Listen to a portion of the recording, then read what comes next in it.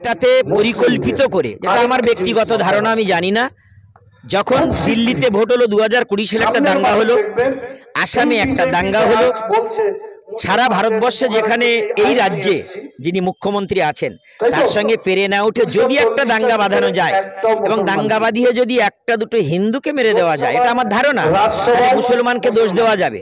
আজকে আমি বলছি, দক্ষিণ দিনাজপুরে গঙ্গারামপুরে একটা গলায় মালা দেওয়া ছেলে, সে কি করলো, একটা গরুর মাংস দিয়ে সে পালিয়ে যাচ্ছে।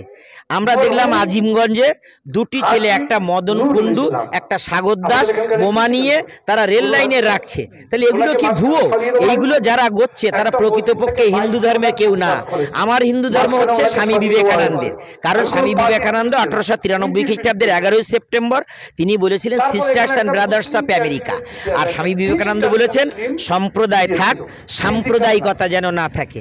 1897 সালে একটা কথা বলে গেছেন যে আগামী 50 বছরে ভারতবর্ষ স্বাধীনতা লাভ করবে।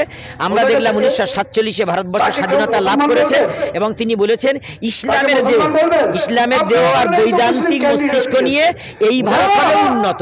সুতরাং সেই ভারতবর্ষটা আমরা চাই, আমরা দাঙ্গা চাই।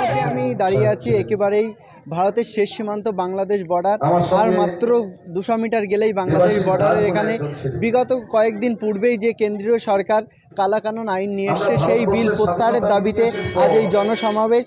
এবং দেখতে পাচ্ছেন ইতিমধ্যে অনেক মানুষ জমায়েত হয়েছে, এক প্রতিবাদী সমাবেশ হচ্ছে এবং মঞ্চে বক্তারা আছে, তারা বক্তব্য দিচ্ছে। তারা কি বলছে সরাসরি শোনাবো আপনাদের। আমার সম্পর্ক নেই এই বয়ানের সাথে। ইতিমধ্যে দেখছি একজন মুসলিম বললে কি করতে বলা হচ্ছে যে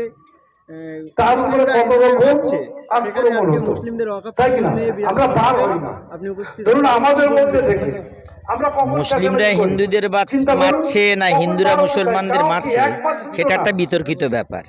যেহেতু আমরা বাংলায় বসবাস করি, এখানে আমাদের একটা সম্প্রীতি আছে।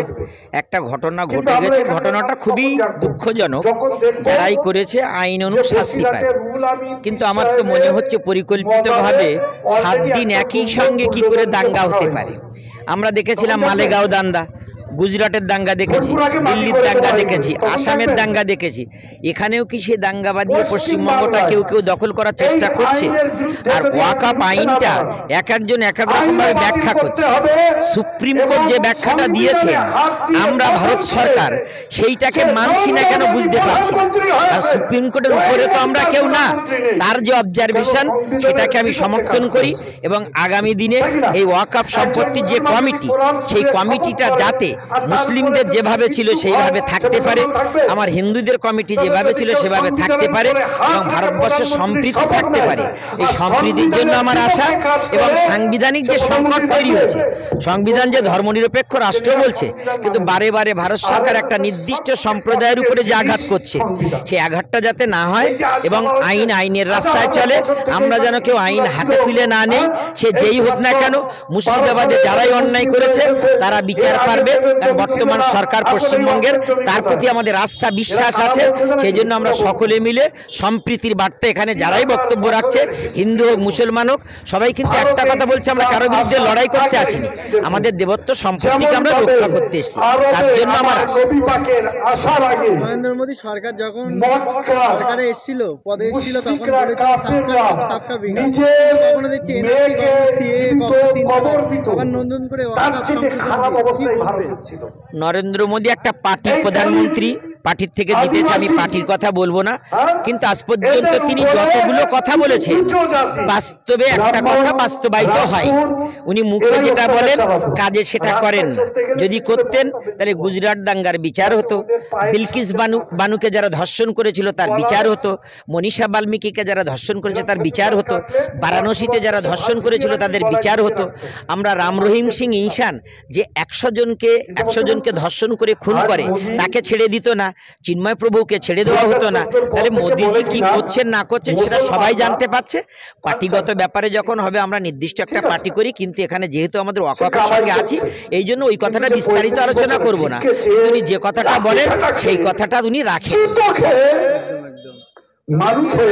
রাজনৈতিক ব্যাপার